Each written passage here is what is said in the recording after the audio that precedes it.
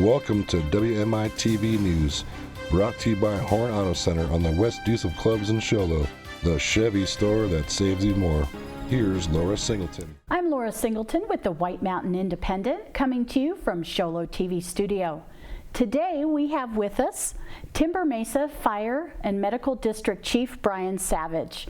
We're going to talk about some of the things that the district is doing to protect the public and protect the first responders staff. So thanks for being here. Thank you for having me.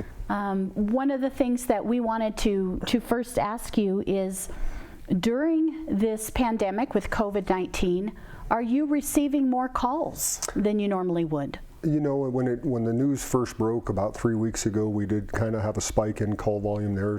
Some folks that were concerned, especially in some of our care homes, based on some of the news that was originally coming out of Washington State. So we had a slight uptick in calls right up front, but since then it's really been kind of the typical call type and call volume that you would typically see during normal times. So we really haven't seen a significant increase in call volume yet.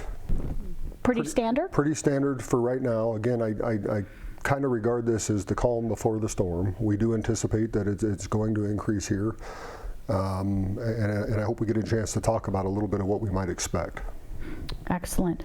What is the district doing differently to protect your staff, since you are first responders, first on the line? Sure. This is a little bit different for us than it is for other businesses, right? Right now, most businesses, unless they're deemed essential, are sending people home, are working from home and doing those things, trying to keep their business going, and we certainly support that. In the fire district, we're actually ramping up. We're talking about keeping people at work to the extent that we can, trying to protect them while they're there. And even upstaffing in some cases as we do start to see call volume increase. So it's a little bit different for us. In doing that, we're working hard to protect our firefighters. We need them to stay safe, to stay healthy, so that they can continue to serve the public and not have to worry about their own health, not have to worry about their family's health. So there's quite a few things that we're doing. I've got a list of things here that we've communicated internally. Yes, if you'd share some of those, sure. Some of those things. I know you've got quite a list, but we do. Some of the things we've done is we've fit test our personnel for PPE appropriate to this event, and we've distributed all of that personal protective equipment or PPE to the firefighters. In what may seem a little bit counterintuitively, we have actually pulled back all the extra stock from the stations to try to maintain that stock, to be able to deliver it where it's needed, when it's needed, and to monitor very closely what we call our burn rate, or how fast we're using that equipment. We've done a lot to stock up on that here in the past few weeks. We're working closely with Navajo County Health, with Summit Hospital, and frankly with a whole bunch of commercial providers out in the community that have made some generous donations to us. Some of those have asked to remain anonymous, so I'm not going to share their names, but we've received masks and gowns and that from various vendors in the community, even from dentist offices and nail salons and things like that. People have dropped off that essential equipment for our firefighters that they're not using right now because they're not open for business. Mm-hmm. So we certainly appreciate that. Will you tell me or walk me through when one of the firefighters or multiple get called to something that might be medical related? Mm-hmm. Do they wear a mask? What might you see different? Our screening process really starts with the dispatch center.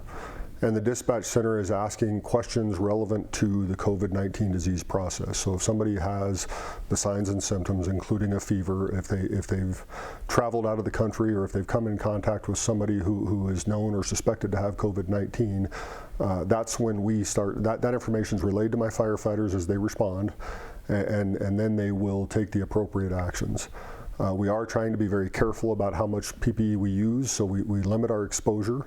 If we suspect COVID-19, we're going to send as few people in as possible to expose themselves to that patient. We're going to put a mask on the patient, right? Our firefighters who go in are going to be fully geared up mm-hmm. in all the appropriate PPE, meaning eye protection, a surgical mask, a gown, gloves, and those kind of things. But that initial contact, one of our first priorities is to put a mask on the patient as well, so that we reduce that exposure that way.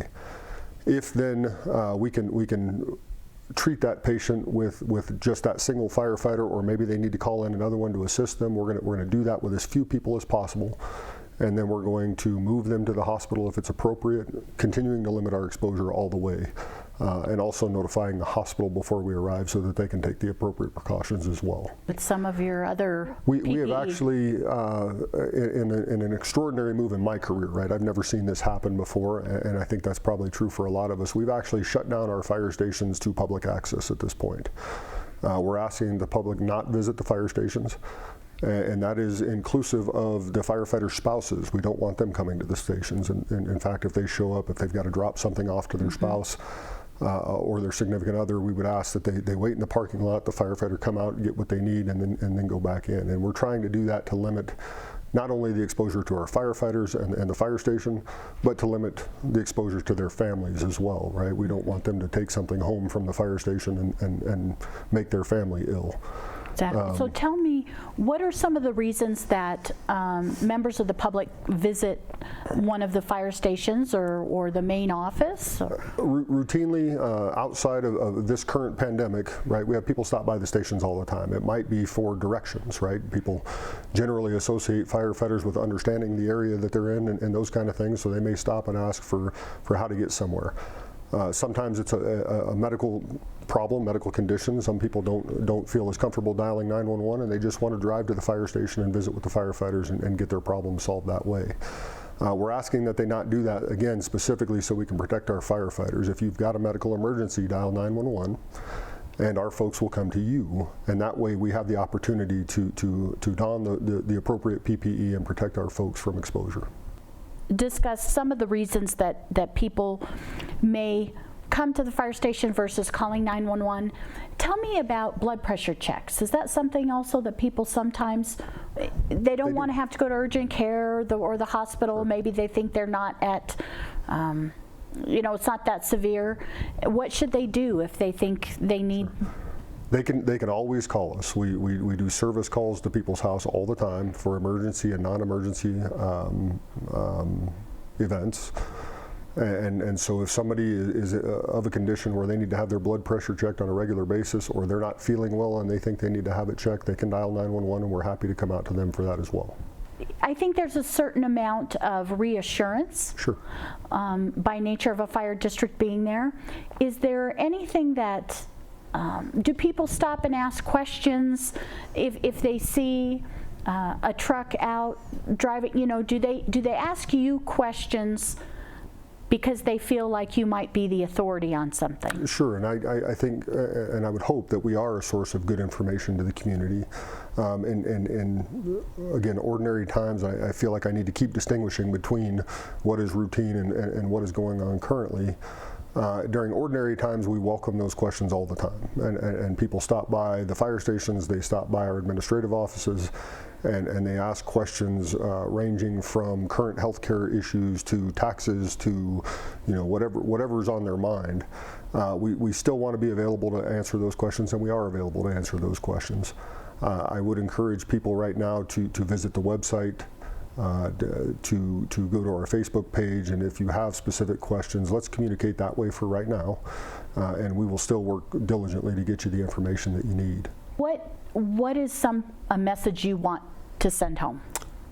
We are here. We will always be here. We are here to answer your emergency, and will continue to be. So have no concerns as it relates to that.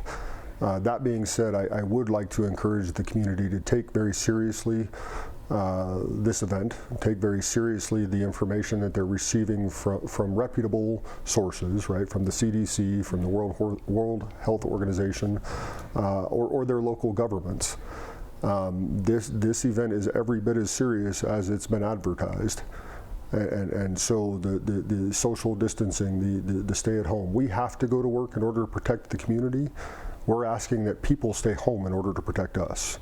We live in an area that has very limited healthcare resources. When and if this pandemic strikes our community, we will quickly overwhelm the healthcare system. And that's all we're trying to do right now, is slow this down enough so that the resources we have in place can keep up with the demand. And so I would just encourage people to please take it very seriously. Thank you very much for your time today, and we appreciate all that you do behind the scenes and on the front lines to keep us safe. Thank you. I'm Laura Singleton from the White Mountain Independent.